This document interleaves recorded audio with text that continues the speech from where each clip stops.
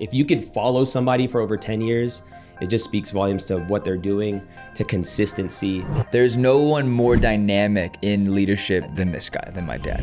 Nothing and nobody is guaranteed a future. If you hold on to the past, you will lose the future. If you move into a market and you move fast and you're inventive and creative and gutsy, you can take over the market because you can move faster. And you talk about how a company could be valued at $100 million, but a broken marriage could kill the value of that company. The first time I spoke at the 100 Million Mastermind, I remember looking out there thinking to myself, everyone in this room is way richer than me. But I remember the opening line, I said, I'm not going to teach you how to get rich, but I'm going to teach you how not to die alone. Eventually, you hopefully mature and you realize life isn't about things or experiences, life is about people. And when you make people your value, you enjoy things and you enjoy experiences with those people. These leaders came from around the world and they asked me, hey, what did you do to do this in Hollywood with Mosaic? What were the keys to your success? I did the same thing when we were succeeding that I did when we were failing, because I wasn't chasing the success. I was committed to the principles. Welcome to the department, where we have conversations with people who are owning it in their department. And in today's episode, we're going to be talking about how you can own it, not in your department, but in your arena. Ooh, I like that. I like that. That's good. So I'm so excited. I have somebody who I've been following for well over 10 years, which speaks volumes. If you could follow somebody for over 10 years, it just speaks volumes to what they're doing, to consistency. I have with me Erwin McManus and Aaron McManus, his son. Erwin McManus is a master communicator, a creator, a designer, best-selling author. And I'm so excited to be talking about, honestly, how to become great at what it is you do. And I think you're great at so many things. Oh, thank you. And even just seeing how great you are at being a husband and father. You had your event last week, the first time you guys did the arena. Mm-hmm. And seeing the family dynamic, that's what I love. Oh, did you see us all fighting? Oh man, you missed lunch then. You missed lunch. What was there to fight about? No. Nothing. That's the point, right? It's like, You have to realize in our family, everyone is a type A. Yeah. And so you have a lot of type A personalities, minus Mariah's husband, Jake, who is the kindest, warmest, softest human being. Yes. And we all took this assessment one time called the Strength Finder, and it gives you 32 strengths. None of us had the same 5 in common, except we all had the exact same last one, harmony. That's funny. So none of us have a high value for harmony. There's no peace in the household. But I would say this though, we all have everyone has a lot of character in them, which is fun. Mm-hmm. So it's loud, it's rambunctious. We're always laughing, we're always picking at each other, we're always making fun of each other, and nothing's off the table, which is really fun with the family. So we fight, but it's like my big fat Greek wedding or something, or my big fat Latino wedding. So that's family. That's what it is. I think we fight like the training in Top Gun. Do we? Everyone fights to make each other great. Yeah.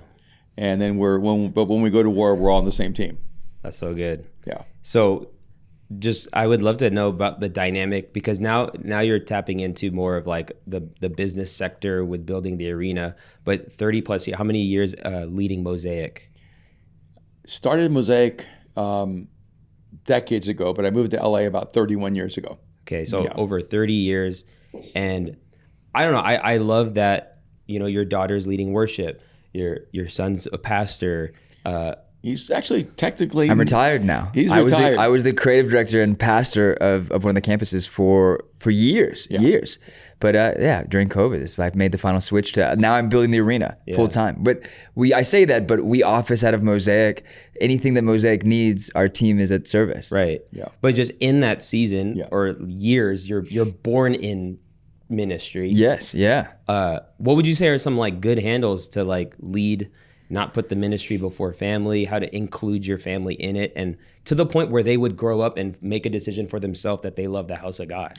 Yeah, I don't put them in a different category like ministry and business. I think it's the same approach. A lot of guys run companies and they say that their company is why they didn't have time for their wife or kids. A lot of guys are CEOs or they're even mid-level management, and they still say, well, work is why I couldn't be a husband and father that I should have been. And then people use ministry and say, well, it was the church, and that's why I really couldn't be there for my wife and my kids. And the truth is, it's about values.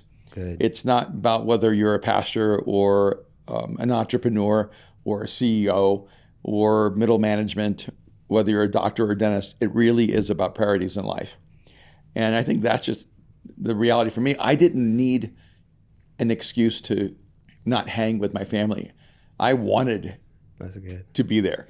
No, I'll say it. You were so straight up about this. Do not put ministry before your family. Yeah, absolutely. He always gave us the opportunity to pull the parachute. If he always told us growing up, if this becomes too much, tell me, and I will make adjustments in my life. And there were seasons in your life where you would be more business heavy, or you wouldn't speak as much, or you didn't write a book every other year. You really took you really went with like the ebb and flow of life and how we manage things. But you always found a way to stay like on your purpose and on your mission. That was really, really beautiful. Yeah, there was about a 6-year period where I stopped writing books. I stopped speaking at events, and I went invisible in terms of like the whole church world, ministry world, and it was very strategically because of Aaron, and because I knew he was really struggling and going through a particular life journey, and being the son of a semi-famous pastor is a lot of heat. It's just a really bad pressure cooker. And so I tapped out and went to the business world dominantly, and did other things for that season. We never talked about it. It was really 5-6 years later, you came back and said, Dad, I know that you stopped doing those things for me. And I never said that. Wow. And that was his observation, and it was true. But also he was coming back going, and now I want to dive back in, and I want you to dive in with me. Yeah. No, I mean, I came back with like a real sense of thank you for giving me time to figure out my faith and my journey and my spiritual walk. Given we were dealing with obstacles that most people don't deal with. Yeah. There were death threats. There were people showing up at the house. It was a pretty like toxic ecosystem at the time. And then I think the biggest thing was that there was never like this separation of like, this is our church and this is our family, and I need you to be these people for this space. It was like, this is a family of humans who are messy. And so you can be messy here, but we got to work on the mess. That's really good. Yeah. And from a very young age, I took him all over the world with me. When Aaron was in, I don't know if it was second grade or first grade or third grade. Where are we in the world? I think it's the first time I took you to El Salvador or to Japan. No, I took you to Japan, I think it was. Yeah. And I said, Aaron, I'm going to take you out of school. You're going to travel with me to Japan. And he cried and he said, but I want perfect attendance. I said, what? He goes, yeah, Dad. I was in kindergarten. Said, I was 5 years old. First off, this is what he told me. I want to have perfect attendance all the way through 12th grade so I can win the 12th grade attendance award. I was competitive. This was the trophy. I thought, what kid is thinking 12 years ahead for an award he's going to win?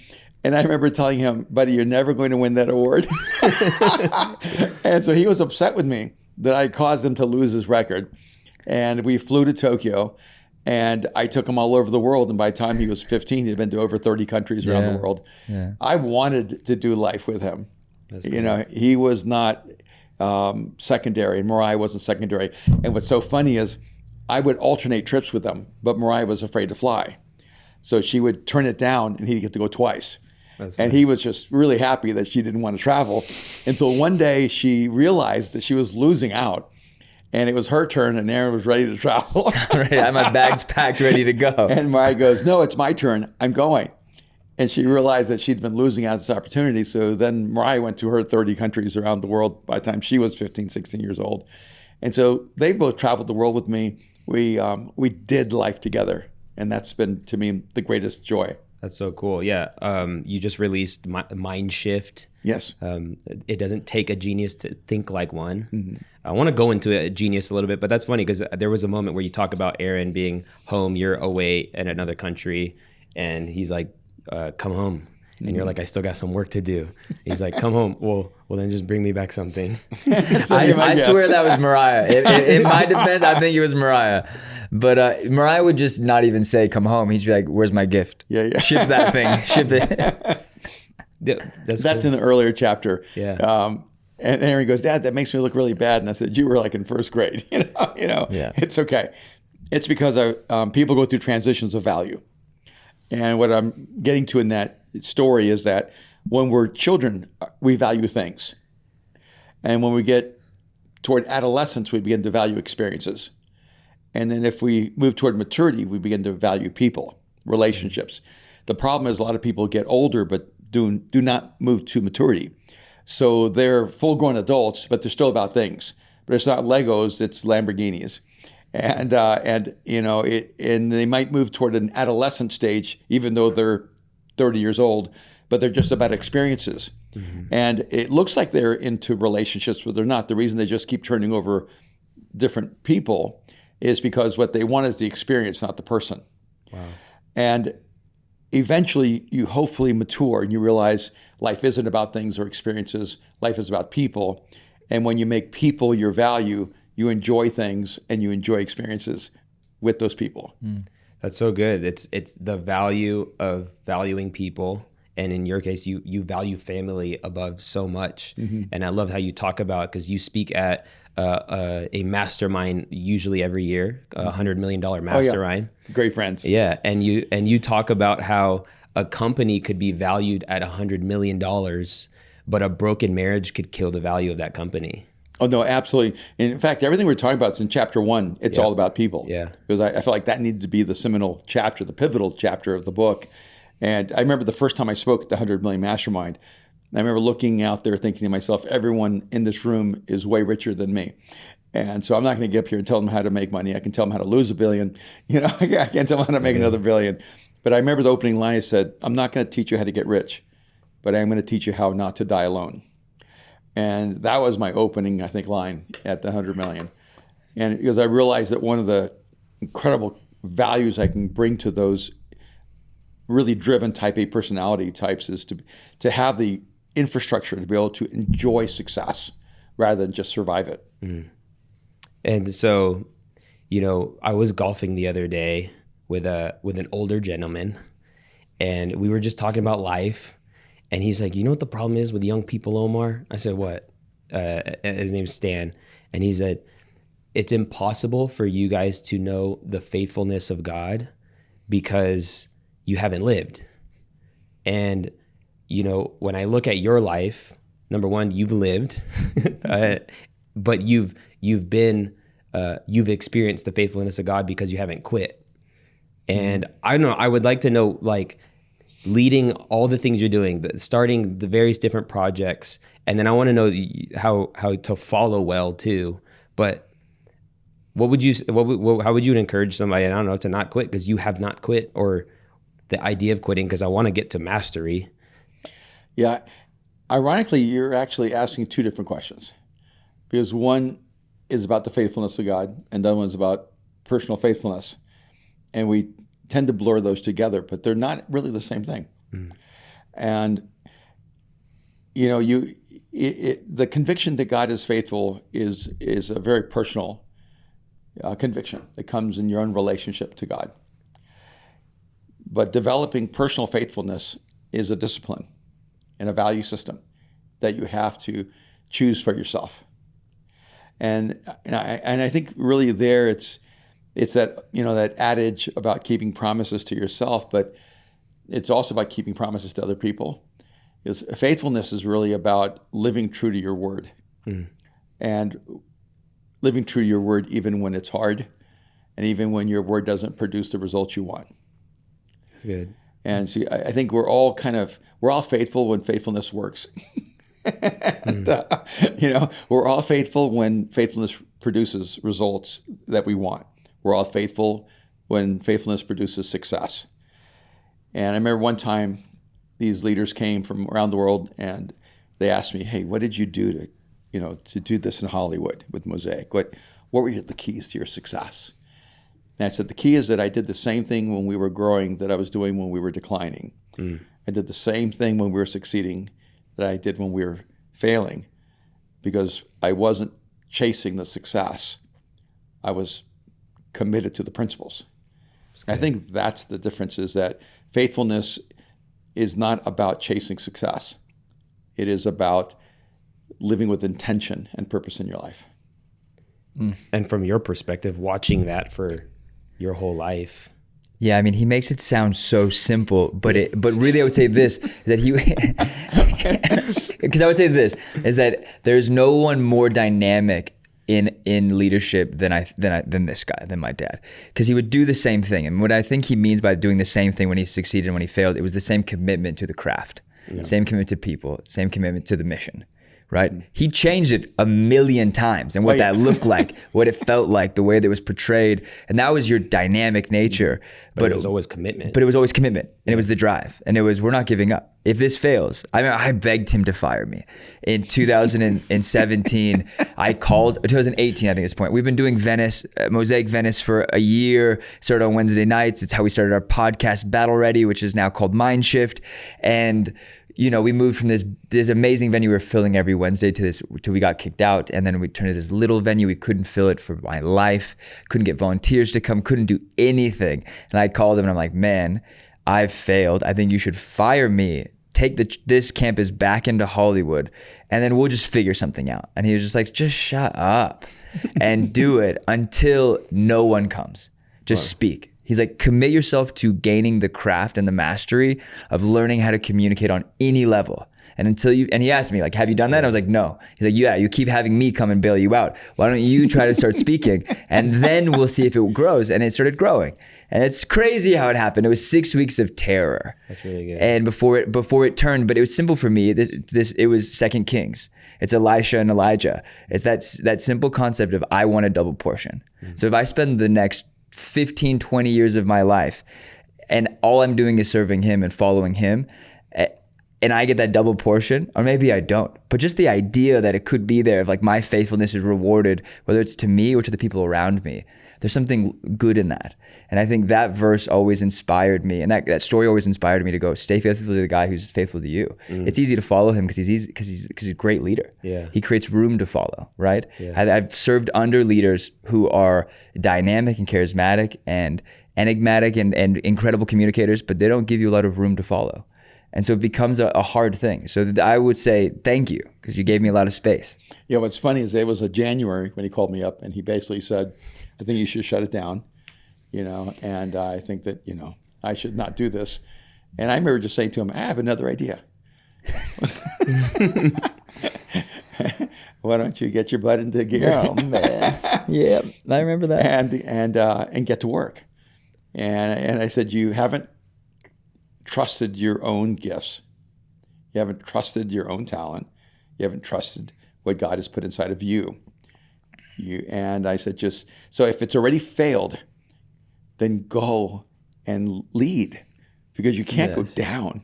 No, it's really right? good. And that thing went from a crippled little, it was bad, man. It was bad. To 500 people cramming into the room so fast, it was a blink of an eye. And it became the epicenter of all of our creativity. And every theme they came out with in Venice, because I let them almost treat themselves like a R&D department, and where they didn't have to follow any of the rules of Mosaic. And they created different branding and different icons and different images, and we just absorbed them all. That's and so not cool. just in Mosaic, but really all over the world. I went to Sweden, and there was one of the most conservative churches in the world there. Yeah. And they were using the theme that Aaron was using in Venice. Wow. Because they thought it came from a church, but Aaron stole it from Kurt Cobain and Nirvana. And this really fundamentalist church would have never used the Nirvana theme That's wild. in their life. So what he did is he baptized it, sanitized it, and Christianized it, and they didn't know that Kurt was still having a voice in the church. Yeah, but that was such an interesting season of my life, because it was such a good reminder, because within 3 months it completely turned around. So it was going from like, a few hundred people to then sub 100 to then, so like our volunteer base was most of those people. So then, our volunteer base was like 20, 30 people, and we had, maybe 70 people coming. So then the switch to going into like 500 or 600 people within 3 months was such a unique space, because he was going, look, you're actually not dead. I'm feeling dead. And he's like, just give it some life and give it some room to grow and watch and see what happens. And how quickly we're able to give up on the things that we care so much about. But let me tell you one of the things I saw. He had about, let's say, 150 people, and he had 149 intense volunteers. That's amazing. And so when he would do this thing called all call before the service, everyone was there. Yeah. And our other campuses were going, how does he have so many volunteers?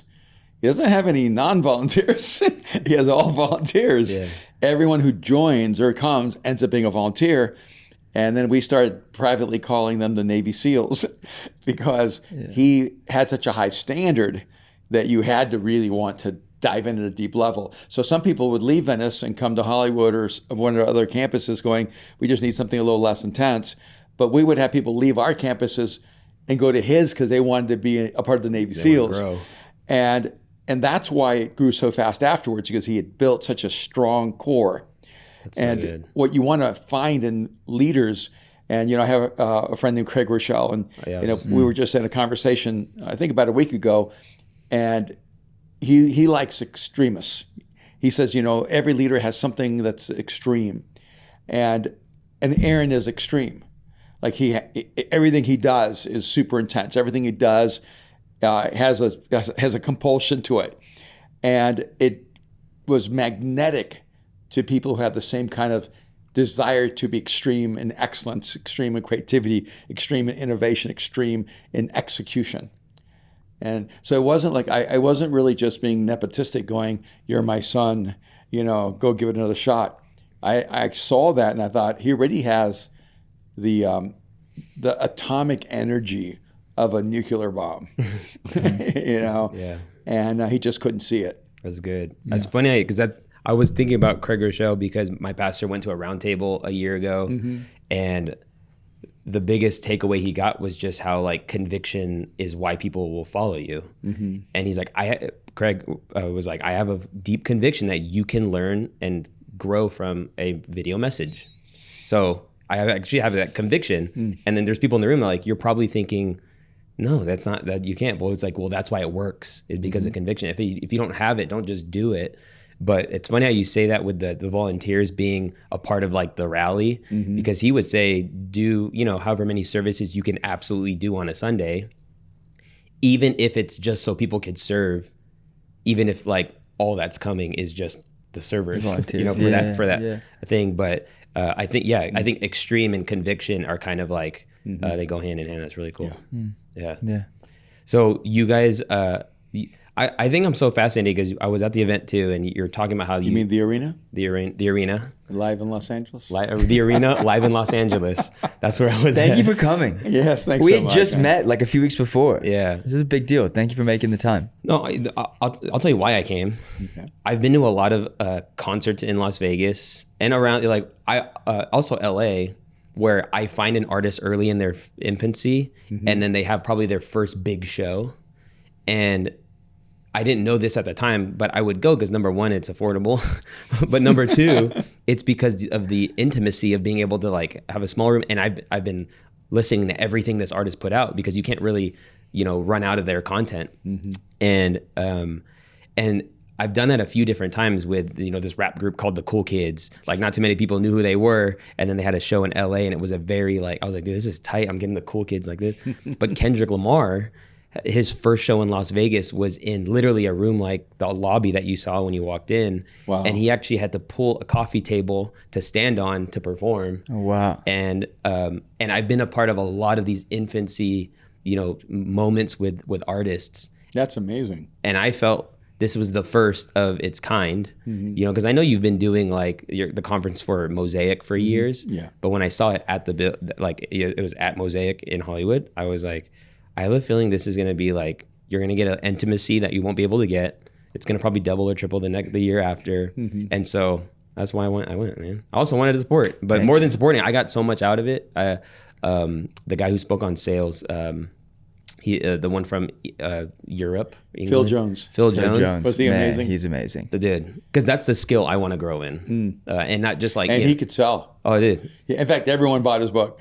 I bought his book. Yeah, in his slides, like every fourth slide was, Here's how you buy my book. Right. I thought, this guy's brilliant. He put together all these slides that have the story, but there's always like a little resting place where you could go buy the book in the middle of his talk. I love that his book is a plane ride to listen to. Yeah. So it's like, it was just a very short really, plane ride. Yeah. LA to Las Vegas. LA to You'll be Las done with the Vegas. book. It is. Yeah, that's smart. Which I thought, I was like, that's actually a genius strategy to just get people to consume something.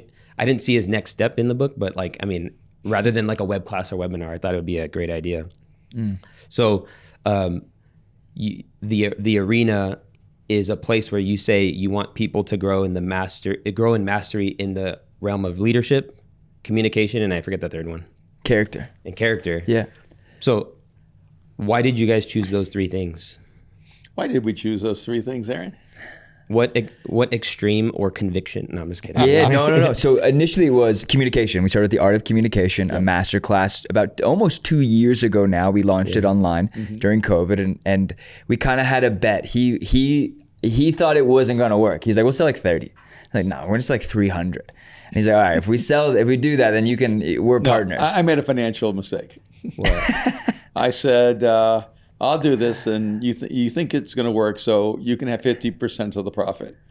It was a terrible mistake on my part. I rocked him on that one. No, so we started there. And I convinced him to just give me 1 day of your time. And I had this old note in my phone from when I was, we're always on a journey of communication, but I really knew nothing. And I was like, give me 5 steps. And he's like, I won't give you 5 steps. I'll give you 5 elements of communication. So he walks me through the 5 elements of communication. And we filmed that, and that was the communication core values. That was the origin of how this began. And what are those 5 steps real quick?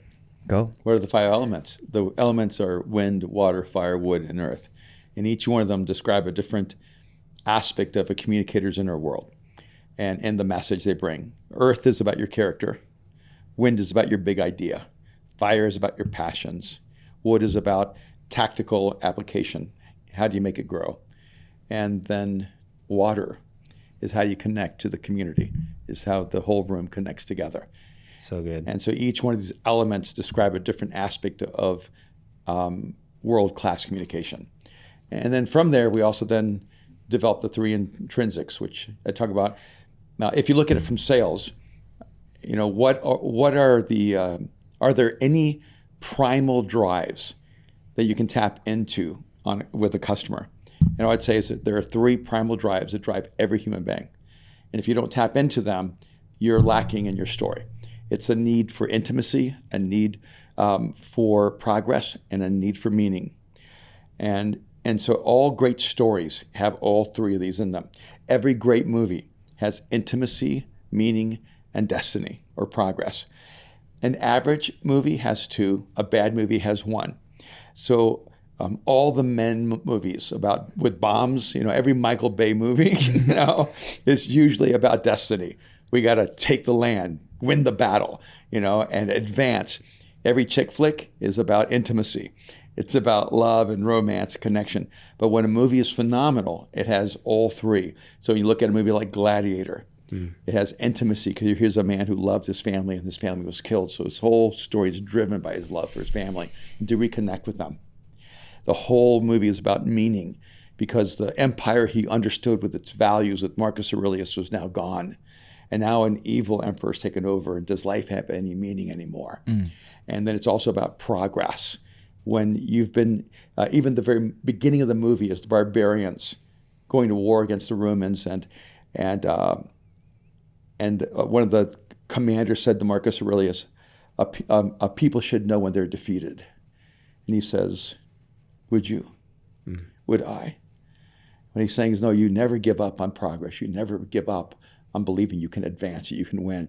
This movie is so rich in those 3 intrinsics. So all of our courses are built on this level of connection, on the communication level, which is not as tactical as maybe it should be at times, right? No, I think it's really practical. We actually have a whole practical section of it because he's so impractical. So I translate him. He drives all the practical sections. And break down like the how-tos. Like, okay, this sounds great. Now, how do I actually do that? Right. So started with communication and then moved into leadership. And that was the secondary value that we had kind of built. To be a great leader, you need to understand communication. Right. To be a great communicator, you don't have to be a great leader. Some of the best communicators in the world are awful leaders. Some of the best pastors in the world are terrible leaders. Yeah. But to be a great leader, you have to be able to communicate on some level. Yeah, I love that. What you said. You said it's hard to have a strong community without strong communication. Yeah. And they feed into each other. Yes. So we felt, the second thing we could really build into people are the leadership competencies to be able to scale in any arena in your life, whether it's business or church or whether it's in economics or in relationships.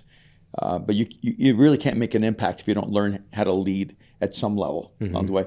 And that third area was character. And we've kind of gone back and forth on the word there because we talked about mastery and we talked about character, but it's really about self-mastery. But I wanted to kind of, I guess maybe idealistically make the word character popular again. And because a lot of the people who are researchers in the Stoics, who love Marcus Aurelius and who love the writing of Stoicism, they use the word virtues. And the virtues, I think, are pretty cool.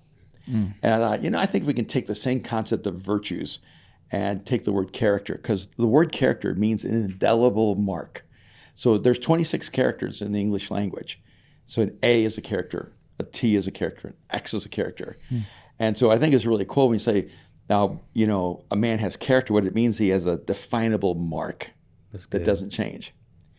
And so I think we can take this concept of character and make it cool again. That's great. And so we have this triangle, which, by the way, is the art piece It's the that Aaron triangle on the created, back of your t-shirt. The back of your T-shirt. That triangle is the arena.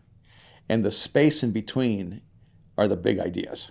So we say the arena is about communication, leadership, character, and big ideas. It's awesome. Because that big ideas are what are created when you begin to dream and imagine. Yeah. Sure. What would you say has come easy? I feel like character would probably be the hardest thing, because like a lot of people don't keep their word. A lot of people struggle with values. Like, but between communication and leadership, what have you felt has come natural versus one you really had to work on? That's a really good question. You have thoughts on that?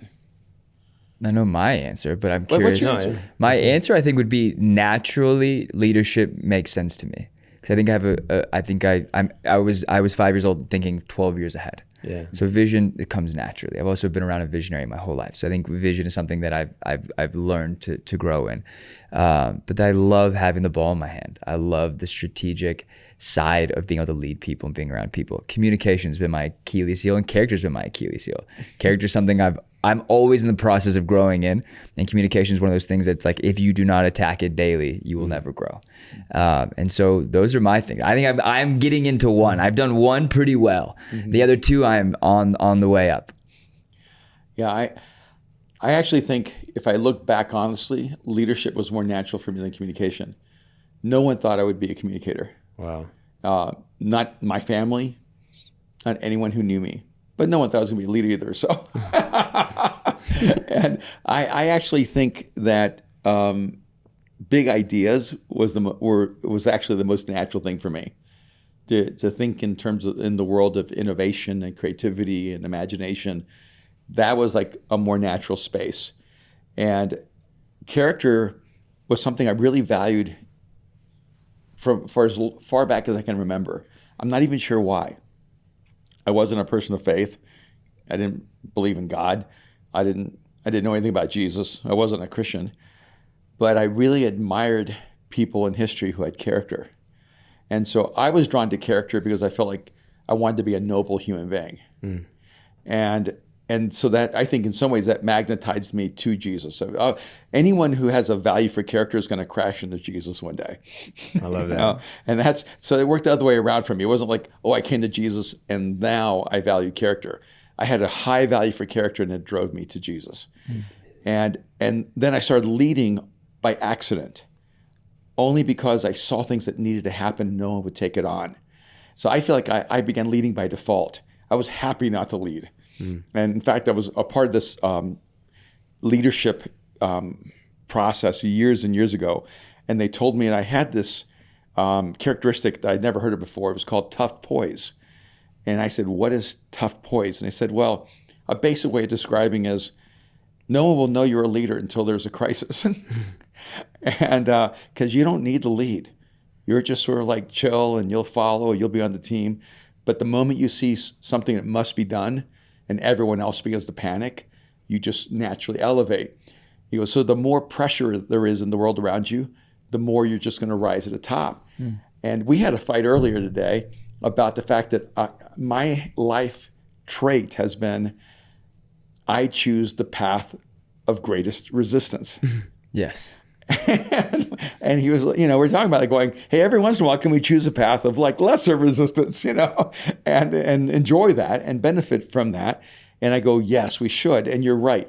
My tendency has always been, if I look and go, this is the hardest thing to do, I choose that.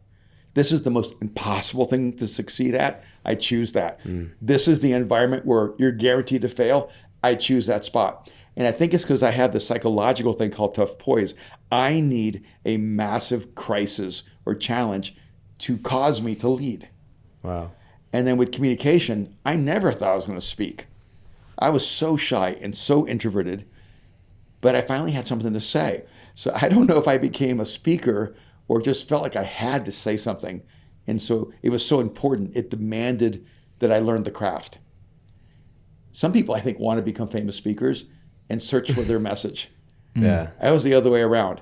I had a message and I felt I would be ashamed if that message had been communicated in a way it didn't deserve. That's good. They say, I forget who says it, they do, but it's a messenger is better than a prepared message. No, that's good. I like that. Who has been some voices, like when you think about the craft of communication that you were drawn to? Well, frankly, Christianity has a really huge advantage in some of the stuff.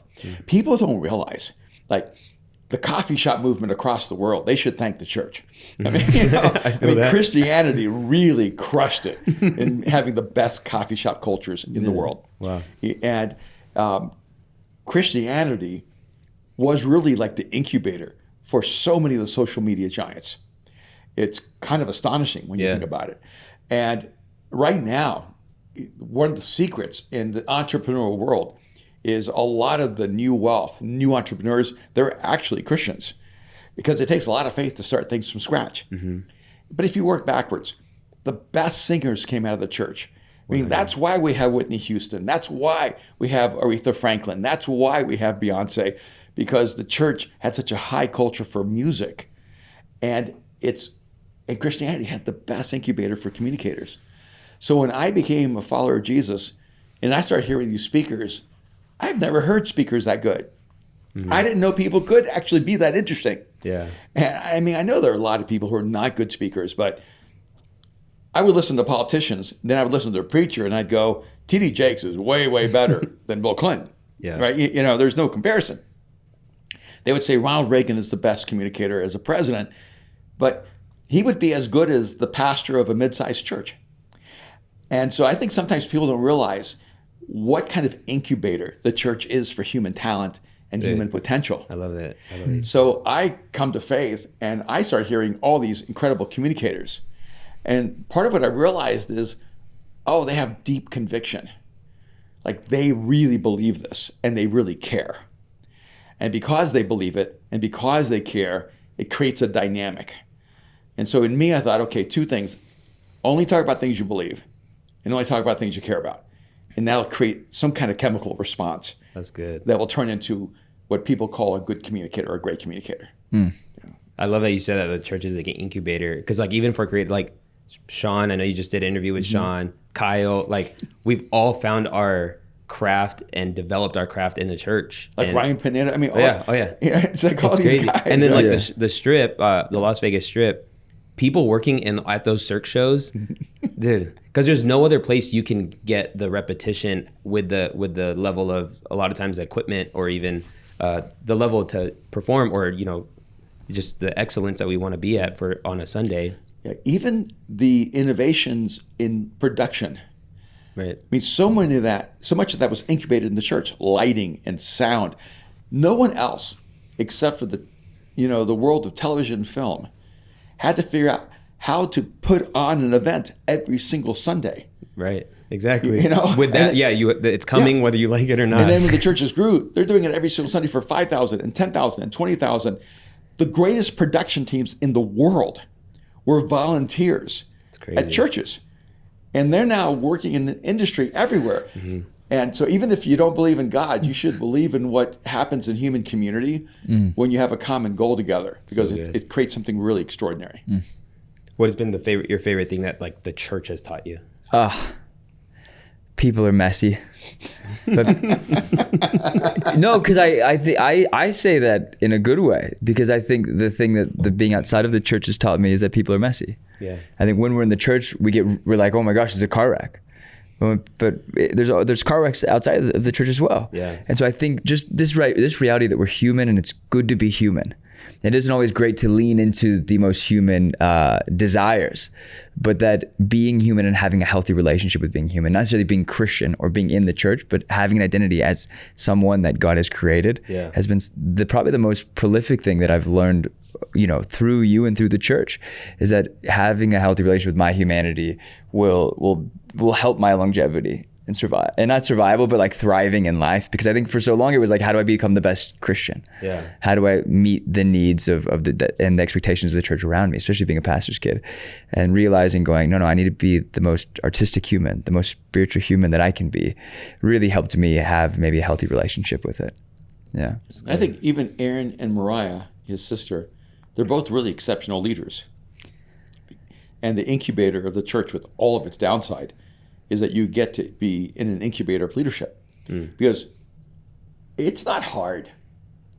Well, it's not as hard to lead a company where you have 30 employees all being paid. Right. In comparison to leading 30 volunteers. It's much harder to lead 30 volunteers. Because when you're leading 30 volunteers, they're not getting paid by you. Right. You're getting their discretionary time. They have to choose to jump on board. Leadership is a much different dynamic than when you go, you work here, get this job done. And in the church, you're having to learn how to lead by tapping into people's passion, tapping into their intention, their creativity. You have to build relationships. You have to build common values and vision. You have to do things at a leadership level in the church that you never learn in the business world. I love that. I think John Maxwell says that's one of the highest forms of leadership is church leadership, because of the volunteer nature. The motive is completely different. Yeah. You're so good at so many things. You're a multifaceted human being. And there's that saying that be a jack of all trades. But then on the contrary, finish the statement. Go ahead, insult me. But a master of none. And that's why we're here, because I'm a master of none. Yeah, I mean, being good at a lot of things is not a lot of people can do that, or maybe tap into that. You say in the book that you are a coach to high capacity entrepreneurs. Capacity is something that kind of a high capacity person gets very frustrated with a low capacity person, but I don't know.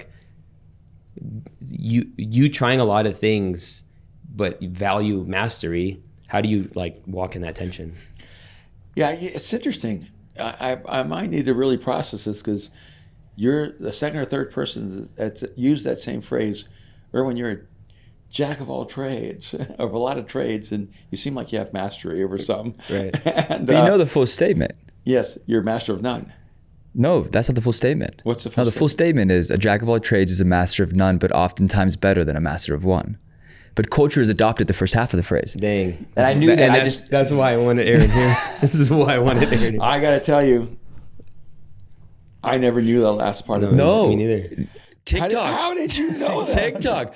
I follow quotes, but I do too, but I somehow have missed that one all my life. Yes. Because I've been constantly insulted by being a jack of all trades and a master of none. But a master of some is better than... No, but oftentimes a master of sorry, what is it? This is why I had to look it up. But oftentimes better than a master of one. So see, I am not a master of one. Right. Yeah. I knew you'd like that one. Yeah, I do. No, I that's like it a lot. I like it a lot. But I do think this statement is a window into a lifetime of excellence, right? Yeah. Because the reality is that I got asked this at dinner last night. What were you good at 24? And I was like, nothing. Because I don't think anyone's like, maybe you're good at something at 24. You're great at having opinions. Great at having opinions. Oh my gosh. That's what I was great at 24. At 24, I thought I knew everything. And at 30, I laughed at myself going, oh, you know nothing. Yeah. So now maybe try to learn some things. Yeah. And I do think like your life is a really interesting one because you will pick up a new hobby or a new skill every year, every 6 months. And I have to like limit the amount of companies that you start in a year because I'm like, no. For me, we have to just slow it down a little bit. Like the Arena conference, it happened in 7 weeks. So 5. Okay. The website went up in 5 weeks. Okay. We came up with the idea in 7 weeks. Yes. Yes. It doesn't It's count pretty- until it goes public. That's funny. Yeah, from the point where we sent the text to the speakers to the point we announced that we were going to do this meetup. I love it. And so for that it was just, and now it's birthed into something else. Yeah. So now we're building something out of that world, and I'm grateful you were able to be a part of it, and I hope you come back because I think that's that's the arena for all of our ideas. It's how it now connects us to a different like heartbeat in the world that we would have never experienced before, and it's so cool it was birthed out of the church. And I think for us it was so important to have that at Mosaic to go. This is an art gallery that was going to host many things. Which something I noticed was the level of honor. Like I know some people, not everybody in there was saved or but like as people came up, standing ovation, even though I never heard of the person or most people didn't. We love that, yeah. And it was crazy that you felt that and that you didn't have to conjure that up. I don't know. It was just really cool. You said at the beginning, if they're on this stage, I trust them. So let's and they're gonna just come one after the other. I think it was really cool. Yeah, I thought the other really cool thing is we didn't do introductions. Yeah. We didn't have to read anybody's resume. We didn't have to read anyone's history. We just said, our friend Jamie Lima's coming up. Our friend John Gordon's coming up. Our friend Phil Jones is coming up. Fred Todd Herman's coming up. Our friend Jerry Lorenzo is coming up. Our friend Edwin Oriapi's coming up. And people just celebrated. So if you want to know more, Google them. Right. It was... I think it's so smart. I felt like the curator of the Louvre, where when you walk into the Louvre, you're not asking, does this art deserve to be in here? Right. Because if you walk into the Louvre, you know it's been curated properly. And I felt that I had the privilege to be a curator of human talent, and that Aaron and I together had the opportunity to create a new human gallery that I didn't know was going to be what it became. And went way past my level of faith or expectation. And then, and I think before we even started, Aaron's like, we need to do it next year. And I'm like, really? Because, I was thinking maybe just do this once. Let's just do this thing once, And it was, I think, on Monday, and the event was on Thursday or Friday. Yeah. Aaron goes, Dad, could you invite a couple of people for next year so we can advertise them? And I'm like, I was actually getting this little sick feeling going, if I ask a couple of my friends, I'm committed to doing this again. Yeah. And so I thought, okay, I'll send air cover. I sent 10 private invites to 10 of my friends going, hey, would you be willing to speak next year? And all 10 said yes, so we were booked. And he goes, don't ask anybody else. We already have too many people. And then I still asked one or two more.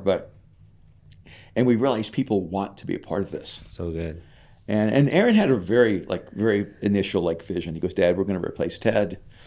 Aaron's very visionary, dude. Aaron's I'm very competitive.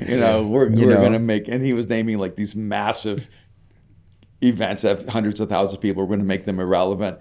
And some of it is... I didn't say that. I said we are going to become the new version of what those were. Yes, you didn't say it. You didn't say that. You said they are choosing to stay relevant. Yeah. And because of that, we need to create the new. Yeah. Yeah. And it's true. I work with some organizations, I fight for them to become relevant, and they just fight me the whole way. It's wild. I mean, years ago, I'm just going to say, I was trying to help an organization called Promise Keepers. I mean, I sat with their top executives going, you're going to cease to exist if you keep doing this. You need to change this to this and this. And they refused to make any of the changes, and they disappeared. And I've seen massive, multi-million, $100 million organizations disappear. Wow. Because they refuse to make the changes necessary. And it shouldn't surprise us, right? If you follow sports, there used to be a conference called the Southwest Conference in football. But the problem is the Southwest Conference was all Texas teams. And Texas is a little cocky as a state, and they didn't feel like needing anybody else. And then they invited, I think, Oklahoma and Arkansas and treated them like second-class citizens. So those two schools eventually left. The Southwest Conference ceased to exist. And it was probably the most respected conference in America. And no one could have ever imagined it disappearing. Wow. And I'm telling you, nothing and nobody is guaranteed a future. If you hold on to the past, you will lose the future. And I think right now with the arena, what we're doing is we're just, we're saying there's a future waiting for us. And so many very, very successful organizations are holding on to their success. And so they're losing their chance to create the future. That's why, we're just in this conversation saying, everyone's saying that all the entrepreneurial space is taken, that there's no new ideas, there's no new spaces. I'm like, don't let giant companies fool you. Giant companies cannot move at the level of speed that they did to get them to what made them a giant company. If you move into a market and you move fast and you're inventive and creative and gutsy, you can take over the market because you can move faster. And I think that's what, in some sense, yeah, you feel it. This is what I'm feeling with the arena. I'm just going to say it. I think the arena is the future. Yeah. And I'm really excited about it. But when you asked about the jack of all trades, I do want to say this. I've never thought I had a natural skill. Like I never grew up thinking, this is my natural talent. And so I always thought this is what people need, and maybe I can grow into that. So I spent 10 years working with the urban poor, and I felt like they didn't have anyone who really gave their time to teach and to speak at the highest level possible. So really the first 10 years as a speaker, as a pastor, as a preacher, I was just trying to be the best I could be because these people deserve the best. Because it would frustrate me. I'd go to the grocery store and the food would be expired food. The groceries would be the groceries shipped from the expensive affluent neighborhood to this impoverished neighborhood. The meat would be all the stuff that hit the expiration date, then shipped to this grocery store. I lived for 10 years in an environment where the community always got the worst of everything. And that drove me. I said, I want to be the best communicator in the world. Not because I thought there was a competition, but because I wanted to bring to these people what I felt they deserved, the best of the best. And it didn't matter to me if anyone else ever thought I was the best. And that's what drove me to be a communicator. It wasn't like, I think this is my craft or this is my area. Okay. But I did learn how to be a storyteller. I did learn how to connect to people at a deep level. And that translated. So then I was able to become a writer because of that. And because I treated words as an art form. And so now speaking words and then writing words, it's just transferring my same mastery to a different arena. And then I worked as a futurist and started working as a consultant for companies. But the reason I could communicate so well was I understood humans. The reason I could write well is that I understood humans. And the reason I could work as a consultant for companies is because I understood humans. See, so I don't know if I'm a jack of all trades. I think I'm a jack of one trade and a master in many arenas. And if you develop a mastery in something, you can actually move it to different arenas. And I think that's when you're working from strength to strength. That's money. That's so good. Can I flip it on you? Because you started in one part of YouTube and like creating videos as a creator, and now you were like moving into new arenas, new spaces. How's that journey been for you? It is, yeah, like you said, when you own it in one space or arena or department, that other industries, circles, sectors notice it. And so like it's crazy. I've been invited to speak at masterminds and circles that I didn't even know existed, and then I become the guy in that circle. And it is cool. But all it took was just literally in the mundane, just whipping out videos, making tech tutorials, and like learning the insights of something I didn't know, that at the end of the day, or 15 years from picking up a camera, that it would be just one of the best uses of time is to make videos in some capacity. And so mixing that with church and all, like I think the dynamic favor of God, I don't know, like I think it's very encouraging if somebody doesn't feel like they are at the top of their game yet, just become top in one thing and it will be able to spread. I think there's a principle there for sure. Yeah, like Aaron is a really extraordinary strategic thinker. Like he can, even when he was little, I would take him to meetings around the world, and there'd be 15 people in the room, and afterwards he'd go, "Daddy, can I tell you what I see about every person? And you tell me if I'm right." And he would literally go person by person and go, "That person actually has the talent to pull off what he's saying. That person's never going to do it." He would literally go around the room. Is that what you guys do? Is that what you guys do on the arena calls? Here's what we do. We just cut through their souls. And he had such keen insight at an early age that it was astonishing to me how well he could read the disconnect between vision and execution, between a person's values and strategies. And that's that's his superpower. And he could take that into any arena that he actually had interest in. And, so he could, go into the film world and take that same strategic mind and suddenly become like a great director, or take it into the business world and become a businessman. But it's the same core skill of who he is, but applying it in different spaces. And what's crazy, just the thought of that, is that the value on you could be 10, 100,000x in this space than in this space. Like, I guess a good example is I've been trying to craft like an offer for a certain type of individual that I'm like, I don't know who it's for, but I know how much I want to charge for it. And so, but when somebody illuminated to me that this ClickFunnels world, where these people are paying hundreds and hundreds of thousands of dollars to sustain their businesses because their business is built on ad spend, that they don't know, they don't have any idea. All these people don't have audiences. They don't have organic reach. And so learning video for them, it almost is like, dude, take part of this few hundred thousands I'm spending, and I 100% would adopt that.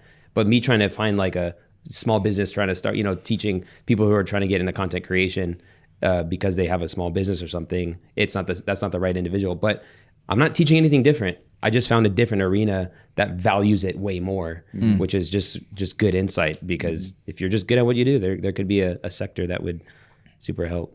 Yeah, I mean, for years I've tried to tell her, man, start a marketing and branding company. Like, you are a marketing and branding genius. And a lot of people don't realize when you learn skills at the church, when you can make church look cool. Oh, dude. Well, it makes me happy that you like the Instagram, because that was the thing I got. That's the thing I got stuck with, and the thing I got to take on, which was cool. Yeah. And it was cool when people started like giving their lives to Jesus, because they're like, hey, we connected with the Instagram, and we started watching the YouTube, and I was like, oh, cool, that's my marketing funnel at the time, right? And it was always to compete with him. Good. Yeah. It was like, okay, your personal brand is so much larger than Mosaic's.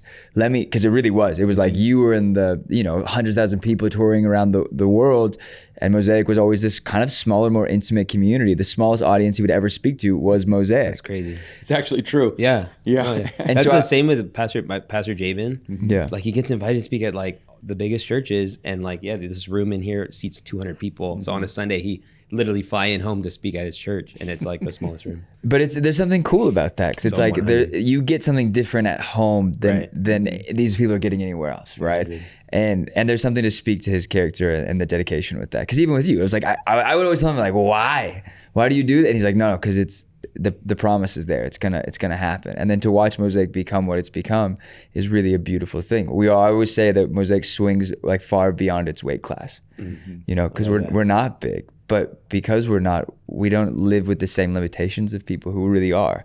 So we're able to be wild and do things and just roll with it. And I love that. And so like we talked about a marketing branding agency, and I was like, I don't know if that's what it is. But I do think that the ability to learn honing that skills was a gift to me, Yeah. You said something casually, but I want to know how to do it. You said, because you understood humans. How do you understand humans better? Well, that's a good question. I guess my sales approach is to say, you need to dive into large communication, but not because I'm trying to sell you something, but because in 6 hours you will understand yourself and humans at a level you've never understood them. Because I put a massive amount of anthropology, and that's what people don't realize, is that I'm really more of an anthropologist and like a social anthropologist, where I understand humans and human interaction, human dynamic. And the art of communication really is an anthropology to help you understand yourself and others. I think some of it is, I've always felt like an outsider So I've always observed humans, and would even use language like as if I was an outsider. I would talk about humans as if they were a species, and I was an alien resident. And Robert Heinlein has a book called Stranger in a Strange Land, and I always felt like that was me.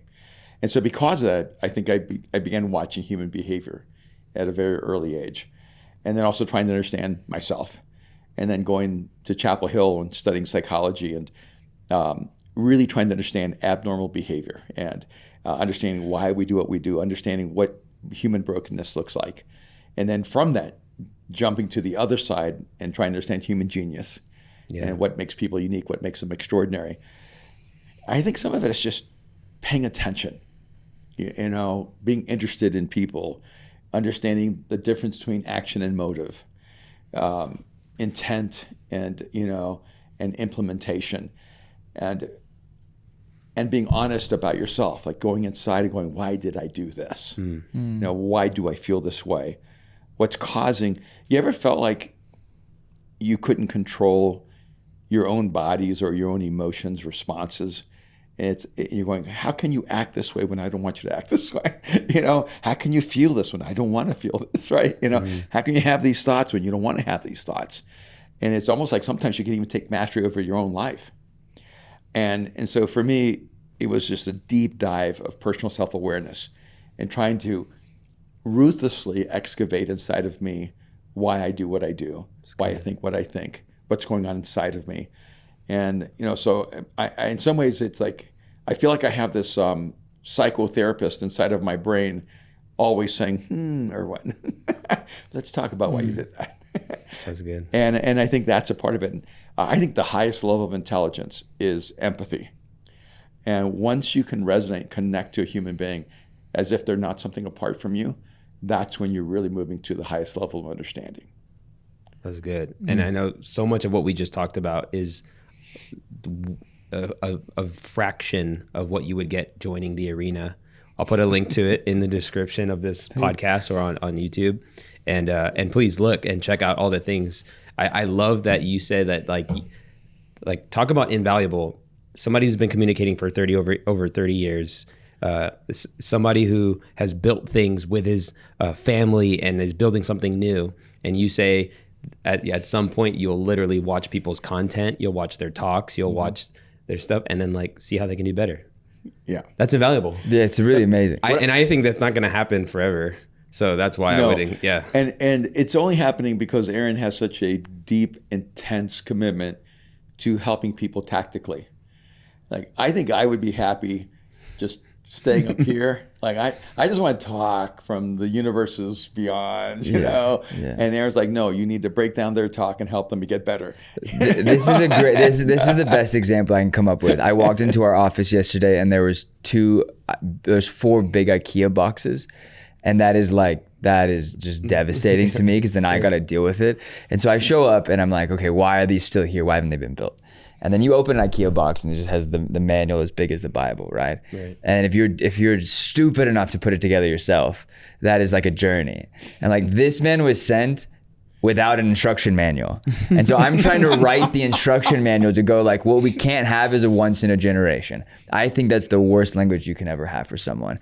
Because if it's only once, then you didn't do a good enough job teaching people the thing that you have, that giving people the secret sauce. Right. And I'm a big believer on bottling up secret sauce and getting it to everyone. Sure. Sometimes I feel like Aaron's doing an autopsy on a human being that's still alive. Sit still. So I can stab. But I'm really grateful for it because for years my wife came and said, please teach communication. Please teach communication. I would have never done it if he hadn't sat down with me and going, we're going to pull this out of you, because we need to give this to the world. Yeah. And that's a huge part of our relationship is Aaron's able to go, all right, Dad, this is what you've been doing. This is what the world needs. And we're going to work really hard to build the bridge that shows people how to get there. And I don't think I have that intrinsic talent to do that, because some things for me came very intuitively. They came almost out of my essence as a human being. And then Aaron's grown up with me, and he goes, "You're making too many assumptions. You're starting at Q, and people need to start at A. So can we get them to, can we get some B, C, D in here? Yeah. And then the moment he's asking me the right questions, I can see it. So good. And I think that's why we work so well together. Yeah, and I think it's just, sorry, I know we're going a little long, but I think one of the big things was that just attrition. I've been able to sit in the car from like a young boy to now, being 35 years old, and I've heard the little things he said naturally, just subtly, like almost whispers of like, oh, that's why I do that. And being able to, like, one of the things, like, he always walks on stage with a ton of energy. And so when we talked about how do you own a stage, I asked him, like, how do you feel so confident on the stage? How does that stage already feel like it's yours? He's like, oh, I do laps around the room before I ever walk on the stage. So I know every little corner. I'm seeing the people in the back left, in the front left, in the middle. I'm looking at people's eyes. I'm noticing the difference in diversity or age, X, Y, Z. And he goes, in the moment I walk on the stage, I jump into this thing like I have all of this energy. And he's like, when you go up on the stage afraid, you stay up there afraid. Thanks. So when you go up there running towards it, it's something that you now own. And I'm like, that. But if you ask me Like, twice, pull he'll the be like, principle out of that. I don't know, man. I just have a lot of energy. I'd be like, okay. That's so funny. Yeah. But yeah, no, I mean, there's just certain types of individuals we need. Like, some people just need the handle. It needs to be, Yes. put well and said well, and maybe some alliteration or, yeah. But dude, that's so good. And I think like, as we're wrapping, I love that you guys started a podcast, specifically a video podcast. And I think, because it fascinates me when somebody later in their life values something that I've been valuing for half of mine, and I would just like ask what has been some of the best things you've seen out of starting a podcast. And I know it's gone through seasons, and you changed the name to now Mind Shift. But yeah, what has been some unlocks you guys have gotten from having it? Well, first off, at one point, because you are a master of YouTube, you have to come onto the arena with us and break down all the things we do wrong with our podcast. Like, really, like, just be like, you didn't start that well. Because one thing I noticed with you, you jump out the gate with a hook. And you watch the intro of our thing is like, hey, what's up? Like, hey, good to see you, man. We like, jump out of the gate, yeah, jumping into the boat. Like, who are you? Like, tell me who you are. Well, one thing I do say is, as the creator, as the owner of the creative, you decide the expectation for the audience, like you did at the Arena Live in Los Angeles. So like, I would just first off say it's fine. Okay. But yeah, I would love to too. No, but That'd be fun. Well, I think that was an invitation for you to come on our podcast. I hope you'll come. Oh, yeah. Dude, that's, and let us like extract your genius. So not only for us, but for all of our All audience. the people, yeah. But What's maybe something also you've- for us. What's something you've picked up on the pod? just doing it, like, it's a form of medium that you decided to go in. I think several things. One is that people underestimate how important the questions are. They think the answers are more important. Like a lot of times in our podcast, Aaron's the one always driving the questions.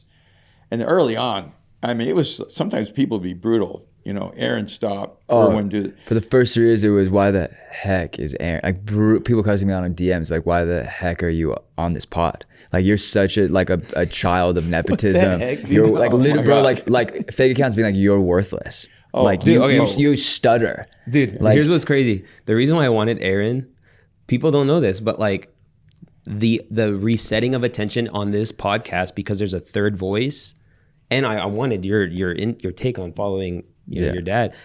Like, people don't realize that like having 3 is actually genius. Over 2, but anyway. And he's been begging me to do that for so long. Please, it's been me and you. I'm bored. We have nothing to talk about anymore. So one, I would say, like, people underestimate the power of the question. The question, yeah. And because Aaron wasn't afraid to go, you didn't answer the question. You didn't answer the question. Like, he would irritate me. I mean, almost make me mad, because he goes, stop it. Answer the question. I go, I'm answering the question. Like, still like, yeah. He goes, no, you're telling another story. You're not Stop answering the telling these question. stories. I don't want to hear another He story. would drive me crazy, but I realized he's the only person that can drive me to a corner to force me to come to an answer or a position.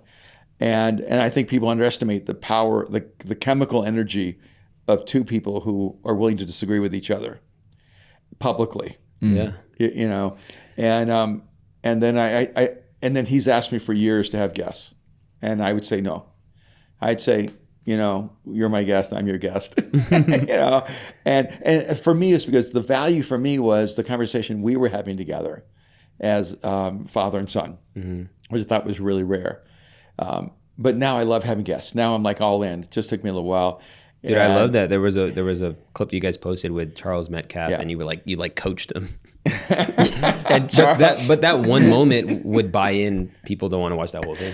Okay, this is some BTS that Charles would hate me for saying, but like on Charles's close friends, he was like, he screenshotted the clip and went, "My man make me look real dumb." And I responded like middle of the night, like, "Bro, I'm so sorry. When you wake up, I will delete this."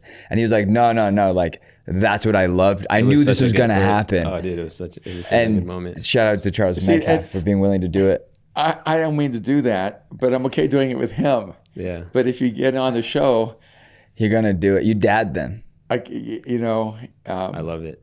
Yeah, we were having this conversation, getting coffee right before meeting with you, and Aaron's like, Dad, you see everyone through this lens. Like, I have a very ruthless approach toward myself, and if I think people choose anything less than the hardest path, my filter makes it a little bit jaded. I think Yeah, you don't respect people who take the easy way out. It's hard for me, but I understand that that's not right. I just understand that's me, And I would say you were coming to understanding. so he was saying, I don't think you agree with me, Dad. I don't think you were listening.